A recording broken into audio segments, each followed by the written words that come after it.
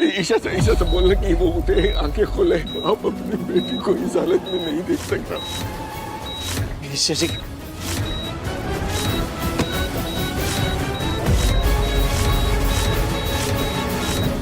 एक पति और ब्रह्मचारी, ये दो शब्द एक साथ सुनकर थोड़ा अजीब लगता है ना? पति ब्रह्मचारी। भारतीय टेलीविजन के इतिहास में हमने सास बहू के अंतहीन झगड़े देखे हैं, नागिनों का बदला देखा है और यहाँ तक कि पुनर्जन्म की कहानियाँ भी। लेकिन क्या आपने कभी ऐसी कहानी सुनी है जहाँ एक पति अपनी ही पत्नी के साथ रहते हुए भी ब्रह्मचारी होने का व्रत निभा रहा हो?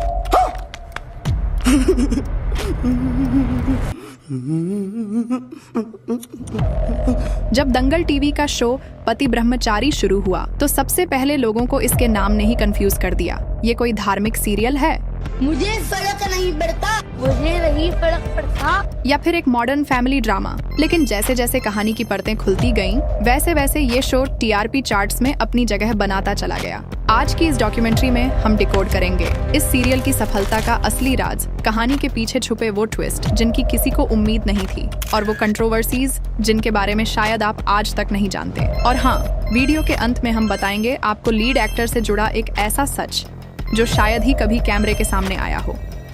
Thanks, love you. कहानी की शुरुआत होती है एक बहुत ही पेचीदा मोड़ से। हमारे हीरो हैं सूरज और हीरोइन है ईशा। दोनों ही अपनी अपनी जगह सही हैं, लेकिन हालात ऐसे बनते हैं कि दोनों को एक अनचाहे रिश्ते में बंधना पड़ता है। लेकिन यहाँ कहानी आम सीरियल्स से अलग हो जाती है। आमतौर पर शादी के बाद रोमांस शुरू होता है, लेकिन यहाँ शुरू हुआ एक ब्रह्मचर्य का व्रत। सूरज और ईशा दोनों ही आईएएस अफसर बनने का सपना देखते हैं और समाज में बदलाव लाना चाहते हैं। लेकिन क्या एक छत के नीचे रहकर, पति पत्नी का लेबल लेकर एक दूसरे से दूर रहना मुमकिन है? यही इस शो का सबसे बड़ा कॉन्फ्लिक्ट यानी संघर्ष है। सूरज का किरदार एक ऐसे आदर्शवादी पुरुष का है जो अपने वसूलों का पक्का है, लेकिन क्या उसके ये वसूल उसके प्यार के आड़े आएंगे? फैंस को सबसे ज्यादा जो चीज बांधे रखती है वो है इनकी तकरार वाली केमिस्ट्री। कमाल है यार, कैसे कैसे लोग रहते हैं यार यहाँ पर।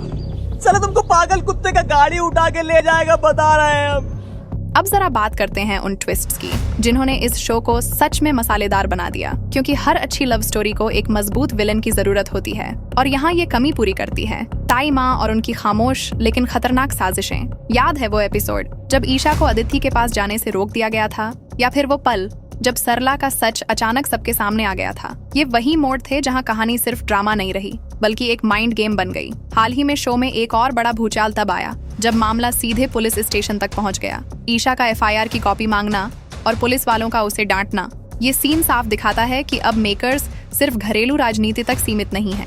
अब कहानी घर की चार दीवारों से बाहर निकलकर असल दुनिया के संघर्षों से टकरा रही है। सूरज का ब्रह्मचर्य सिर्फ शारीरिक दूरी नहीं है, ये उसकी मानसिक दृढ़ता, उसके धैर्य और उसके विश्वास की परीक्षा है। लेकिन असली सवाल ये है, क्या ताई माँ की चालें सूरज और ईशा के इस पवित्र लेकिन बेहद जटिल रिश्ते को तोड़ पाएंगी? पर्दे पर भले ही सूरज और ईशा के बीच 36 का आंकड़ा दिखाई देता हो, लेकिन ऑफ स्क्रीन इनकी बॉन्डिंग बिल्कुल उलट है, बेहद मजबूत और काबिल तारीफ। सूरज का किरदार निभा रहे हैं टैलेंटेड आशीष दीक्षित। लेकिन क्या आप जानते हैं, एक्टर बनने से पहले आशीष एक इंजीनियर थे? जी हाँ, जौनपुर जैसे छोटे शहर से निकलकर इंजीनियरिंग की डिग्री हासिल करने के बाद उन्होंने एक सॉफ्टवेयर कंपनी में नौकरी की। वसैव अम्बेडकर कॉलेज में मैंने इंजीनियरिंग करने जब वहाँ पे गया, और मैं भी पुणे के एक छोटे से आईटी फर्म में जॉब करना शुरू कर दिया। लेकिन वहाँ रुकना उनकी कहानी नहीं थी। नौकरी छोड़ी, सपनों पर भरोसा किया और मुंबई आ गए। आज वही रिस्क उनकी जिंदगी का सबसे बड़ा रिवॉर्ड बन चुका है। वहीं दूसरी तरफ है प्राप्ति शुक्ला, जिन्होंने ईशा के किरदार में वाकई जान फूंक दी है। फैंस का कहना है कि प्राप्ति की आंखों में वो मासूमियत है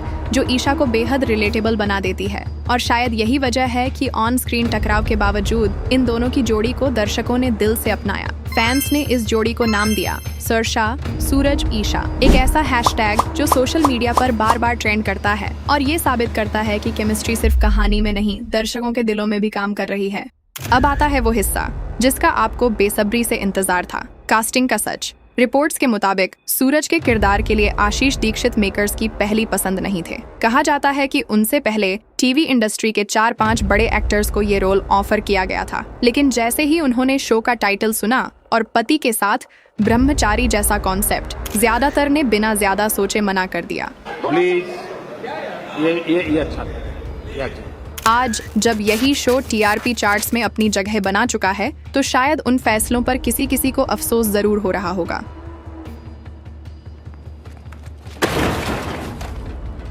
शो से जुड़ा एक और बड़ा विवाद था टाइटल को लेकर। जब इसका प्रोमो पहली बार रिलीज हुआ तो सोशल मीडिया पर काफी आपत्ति देखने को मिली। कुछ लोगों का कहना था पति और ब्रह्मचारी एक दूसरे के बिल्कुल उलट शब्द हैं और इस तरह का टाइटल भारतीय संस्कृति का मजाक उड़ाता है। लेकिन जैसे जैसे कहानी आगे बढ़ी, मेकर्स ने ये साफ कर दिया कि ये शो अश्लीलता नहीं बल्कि रिश्तों की मर्यादा, संयम और आत्मसंयंत्रण की बात करता है। और अब एक अंदर की बात, इस शो का शूटिंग शेड्यूल बेहद हेक्टिक है। लीड एक्टर्स कई बार 14 से 15 घंटे तक लगातार काम करते हैं ताकि एपिसोड समय पर टेलीकास्ट हो सकें। कई बार तो सेट पर ही आखिरी पल में स्क्रिप्ट बदली जाती है, सिर्फ इसलिए ताकि टीआरपी को एक और पुश मिल सके। यही है टेलीविजन की वो दुनिया जो पर्दे पर जितनी सधी हुई दिखती है, पर्दे के पीछे उतनी ही बेपरवाह और तेज होती है।